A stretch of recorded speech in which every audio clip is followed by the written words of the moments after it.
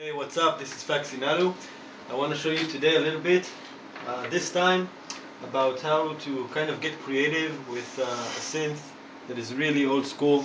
We have here a Moog Rogue, and the reason for doing this video is because the Moog Rogue, it has no MIDI. If you look at the back, no MIDI connections, only audio. You could of course control it via CV if you have like a MIDI to CV or modular system, analog modular, which I do have digital tools as you see, but I don't have an analog modular.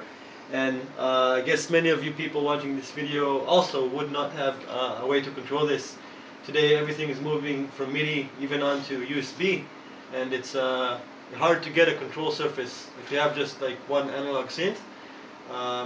So this is not even my synth, okay? I borrowed this from a friend, and I have a really cool Moog, old school 1960s, 70s, whatever synth, and it sounds really good.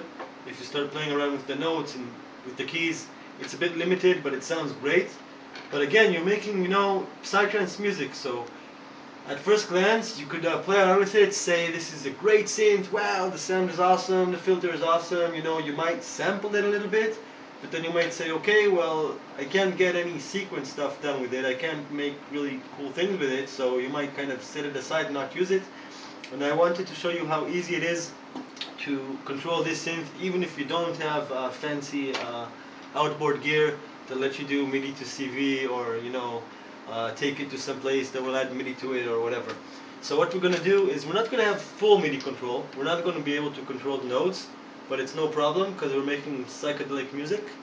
And you could do this. I've done a line in this track where I'll show you later, a similar technique using the oscillators. But for this example, we'll just use the noise source. It's the simplest, to understand what I'm trying to do here. So what I want to do is I want to be able to sequence to the synth, to have it on my perfect, kind of MIDI timing with my beats and the feel of my track, and use it like I would use any other synth. So we said we won't have note control. There is a way to kind of have pitch control using modular, but it's not perfect. It'll be kind of like, a pitch follow, and then, changing it with a lot of modules and stuff like that. So what we're going to do is we're only going to control the gating. It is kind of pretty simple. We're going to have MIDI coming in from Logic, which is right here, this channel right here. Simple notes, loop, 4-bar loop, one full bar of 16th. So it's 4 hits, and then just this thing going.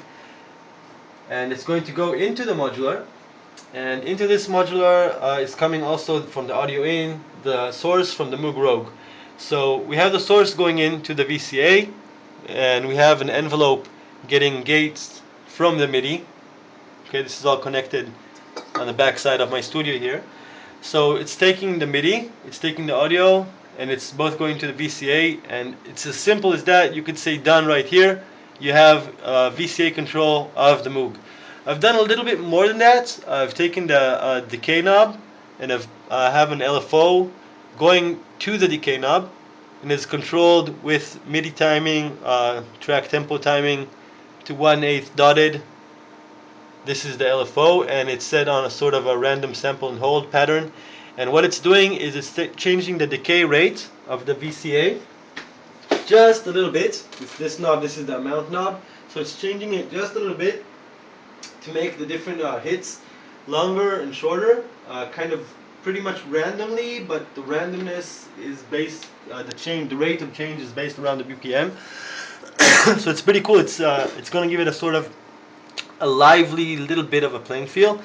And then we have everything going out into just HP8 knife, which is a really sharp high pass filter. I'm taking off loads of the low end because I just want that white noise kind of resonating hits. I'll show you in a minute on the Moog. And then we have it going into, this is sort of a very crude kind of, you could say, a cabinet kind of simulation, where it's going from the high pass filter into a saturator, which gives it a sort of, it's a distortion machine, but it's not really distorting. What it basically does in this case is, in the mix, it makes the sound from being kind of somewhere back there to being right up front of the speakers. without really, it's not really adding loads of volume to it. It's just kind of fuzzing it up a little tiny bit sonically and making it stand out in the mix a little bit. And then into a BP4, just one stage of a bandpass filter, set like, let's say, 2/3 of the way upwards. Just what we wanted to do with setting it this way is to kind of not I'm sorry, I'm a little bit sick. To not have that high sizzle coming out of, you'll see in a minute when playing with the Moog. If we have the cutoff really high and the resonance this high with the white noise, it kind of has these little really high sizzles. So just to get rid of those, a little bit of a roll off, we decided to do it with a band pass instead of a low pass, to kind of, again, reinforce that kind of this area of this frequency spectrum.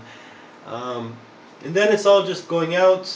There is a compressor on everything, but that's it. This delay is turned off. We can remove it. The Vinco, I use it on almost all the time on external things.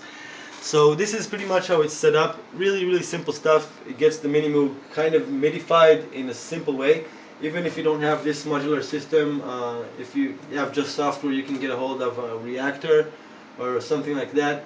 Or if you don't want to get like a PCI card, I'm sorry again, I could have done the exact same thing with the Nord modular and it would have sounded great as well. It has even tighter envelopes. Would have sounded awesome using this as well. But I've decided to do it here, because I'm really comfortable with this system and it sounds great. This is what it will sound like. And if you look on the Moog, let's take down the volume a little tiny bit. If you look on the Moog, it's set up pretty high resonance, not all the way, because being a Moog itself resonates really nicely. So I just find that sweet spot where it's almost resonating, but not quite, it's a little tiny bit whistling. And then when I record,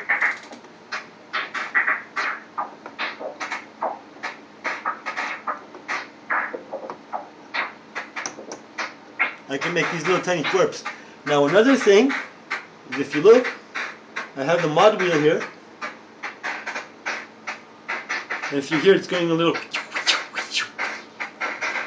and this is coming from the mod wheel shape all the way on the triangle, going on the VCF turned on, pretty high speed. It's not set to the tempo, but it doesn't matter because all I wanted is to give little kind of random switches between the sounds. So you got a really dynamic sound going on. I can try and let you hear it with the track. I don't know how well it will sound with this phone. Let's give it a try. I'll take the track a little bit lower. Oh, sorry.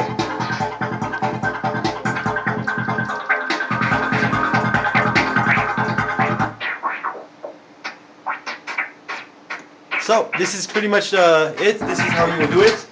It's a great way to get control of the Moog. I've done it with another line. Let's just have a listen to I won't show you how it was done, but it's the same, exactly the same. But instead of using the noise, it uses just the oscillators on some sort of sync kind of weirdness going on.